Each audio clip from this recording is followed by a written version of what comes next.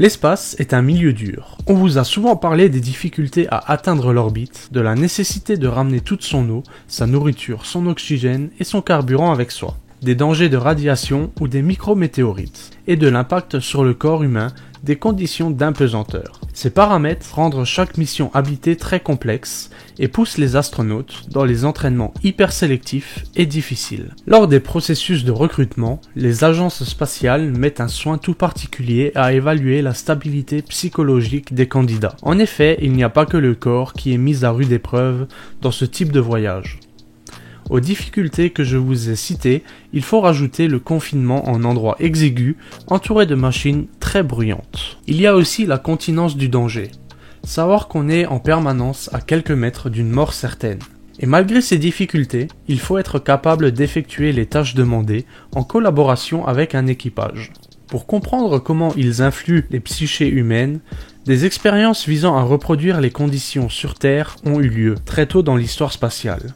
Certaines d'entre elles sont rentrées dans tous les manuels et d'autres ont frôlé la catastrophe. Dans les années 60, les États-Unis et l'URSS se sont engagés dans une course à l'espace. Les moyens et les projets étaient pharaoniques. L'homme est en train d'explorer un milieu que ses ancêtres n'ont jamais connu. Ceci pousse les États-Unis et l'URSS à multiplier les expériences pour acquérir un maximum de connaissances sur l'espace et son impact sur l'homme. C'est à cette époque qu'émergent les premières expériences de médecine spatiale et de simulation de voyage dans l'espace. À la fin des années 50, l'URSS pense déjà au voyage vers Mars, qui doit être long et qui devra garder en vie l'équipage dans un système fermé pendant plusieurs jours. C'est pour explorer ceci que l'installation BIOS 3 est construite en Sibérie. L'installation, de 315 mètres cubes, est pensée pour fonctionner autant que possible comme un écosystème fermé. Des séjours de plus en plus longs exposent les cobayes à un environnement très restreint. Ce sont ces expériences qui offrent aux soviétiques un premier aperçu de l'impact psychologique énorme d'un confinement spatial.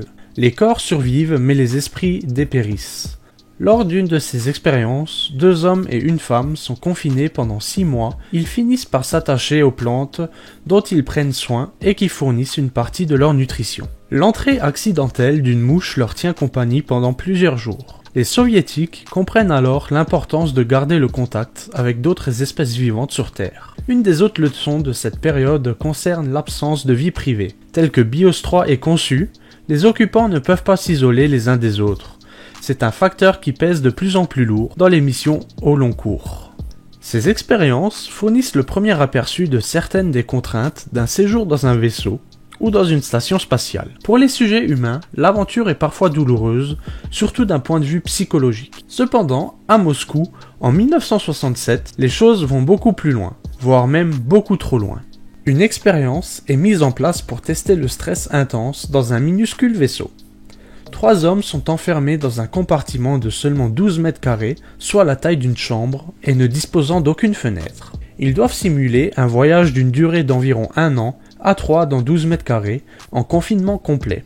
Le projet doit à tout prix rester secret, et de fausses informations sont données à leur famille, qui les croit partis pour un voyage au pôle Nord. Les communications avec l'extérieur se font uniquement par radio. On s'imagine tous comment cette année a été extrême, mais les soviétiques veulent pousser la barre au maximum. Par moments, la température du compartiment est donc changée entre trop chaude et trop froide. Même le niveau d'oxygène est changé. Le but de cette expérience est de tester une panoplie de systèmes de support de vie afin de vérifier leur fonctionnement sur l'année. Il est vite évident que le principal problème ne sera pas les machines, mais les hommes. Après seulement 2 mois de confinement, les conflits éclatent. Les membres de l'expérience décident de complètement ignorer leur commandant. Plus la mission avance, moins les 3 hommes communiquent entre eux. Des périodes de fièvre et d'hallucinations se font aussi observer. Après 1 année, les soviétiques ont leur réponse. Un voyage vers Mars dans un espace confiné est mission impossible. L'expérience de Moscou a servi de belle mise en garde sur les rigueurs de l'isolement spatial. Et voilà, c'est déjà la fin de cette vidéo, j'espère qu'elle vous aura plu. Quant à nous, on se retrouve la semaine prochaine pour une nouvelle vidéo. N'hésitez pas à liker, à commenter, à vous abonner et surtout à lever les yeux au ciel.